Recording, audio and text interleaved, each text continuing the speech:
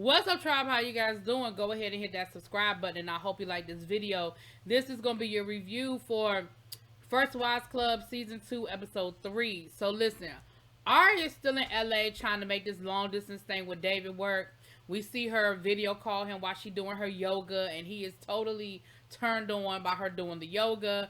And she's telling him how she is becoming so LA. She's enjoying long walks and hot yoga with the white neighbor.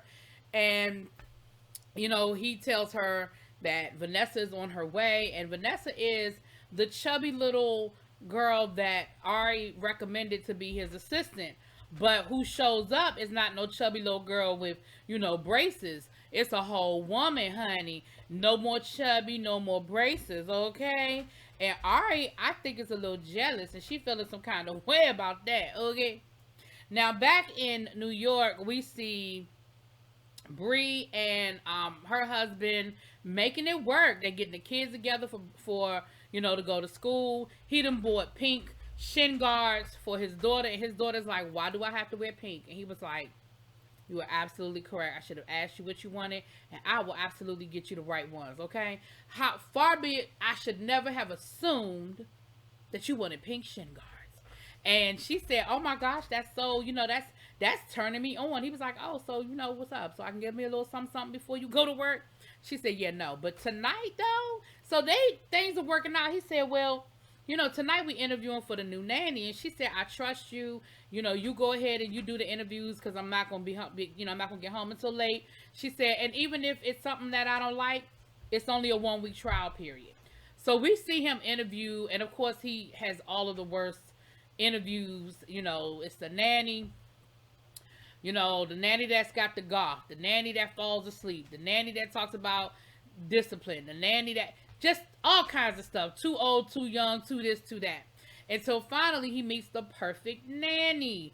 It's a guy, Latino dude, who is perfect. He says all the right stuff, and Darren thinks that he is perfect for the job. Y'all remember that Latino dude that she slept with back at the beginning of season 1 when she was mad? Yeah, it was him. He done went from bartender to nanny. And he's, of course, the perfect nanny. He made food, and he made flan, and he organized the area where the book bags and the shoes go. And Darren is loving him. Darren is like, oh my gosh, he's the best thing. I hope that's his name, Darren. He the best thing since sliced bread. But, of course, Bree walks in the house and sees him, and she's like, oh, shit. That's the dude that I slept with while I was mad at my husband. And she tries to talk to him about it later, and he doesn't even remember her. He was like, he said, listen, that was you, my bad. That was a long time ago. It was just a one-night stand. It ain't mean nothing. Like, we good, right? Basically, I need this job. Don't tell your husband that we slept together so I can keep this job, okay? And of course, Bree is like, what? Because, men can do that kind of stuff. Women, not so much. So, then we had,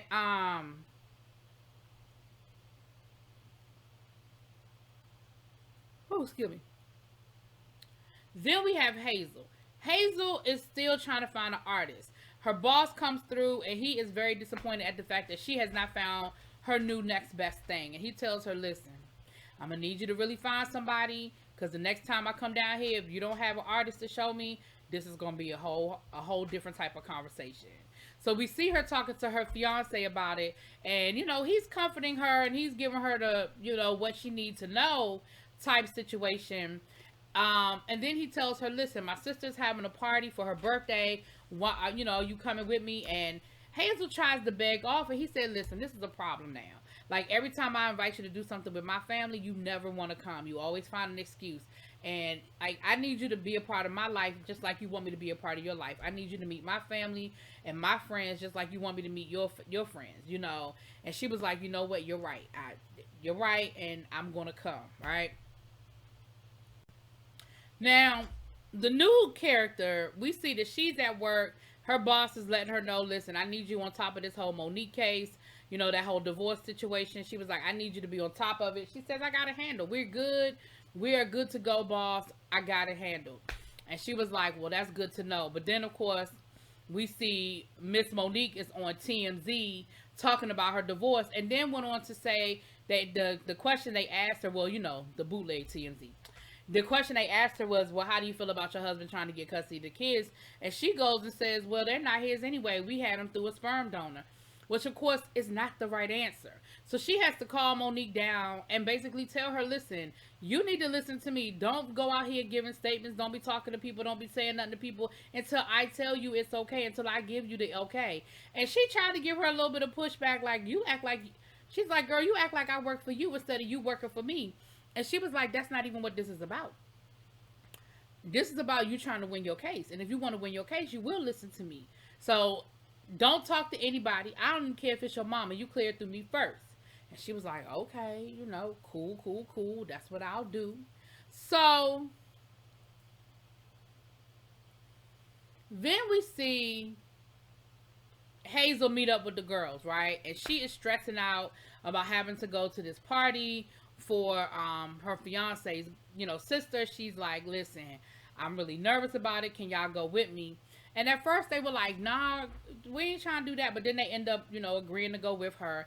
And they show up at this Jamaican birthday party dressed like they on their way to a job interview. Well, except for Hazel. Hazel looked like she was on her way to the BET Awards, okay? But either way, they were all overdressed. Now, my thing is this. Everybody knows, and not to be stereotypical, but you headed to a party for somebody who was Jamaican. Child, you know better than to dress like you headed to a damn job reunion. A job fair. Girl, you don't put on some, and be ready to whine all night. So, of course, they get there, and they are the old ladies in the room with the stuffy outfits on, which is already a bad start. So he comes over. He is so excited to see her, and he brings his sister. His sister is like, oh my gosh, Hazel, I love you so much. I grew up listening to your music, which of course was a dig. Ding, ding, dig. So later on in the party, the sister comes up to Hazel, and she's like, hey, you guys, I hope you guys are having a good time. Hazel, can I talk to you for a minute? And girl, Bree wasn't fooled. Bree knew that was some bullshit. She was like, that's about to be a whole problem right there. So she pulls her aside and she basically lets Hazel know, listen, I'm not really appreciating, your old ass pushing up on my brother. Like, all you're going to do is use him and leave him on the side of the road and move on to the next conquest. So my suggestion is that you go ahead and let it go now, because I'm not feeling this. I'm not feeling you with my brother. I'm not feeling it. And Hazel, of course, was like, girl, what? Like, what? Where's this coming from? And she goes back and lets the girls know how the conversation went.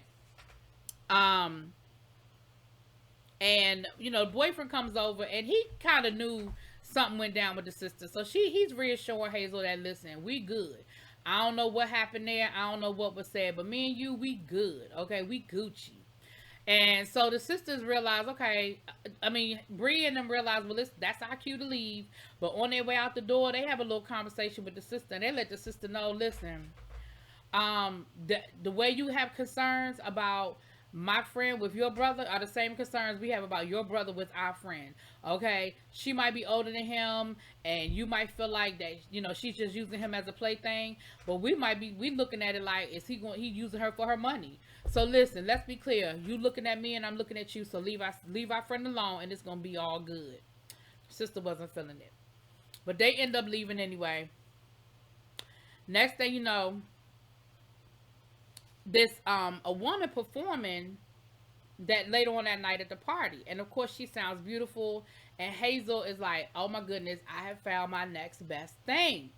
So the party ended up working out for Hazel, even though the situation with the sister did not turn out the way she wanted it to, but she ended up walking out of there with an artist, which is going to, of course, help her not, lose her job down to the record company. Okay, so that's episode 3. Y'all let me know what y'all think. I'll talk to y'all later. Peace.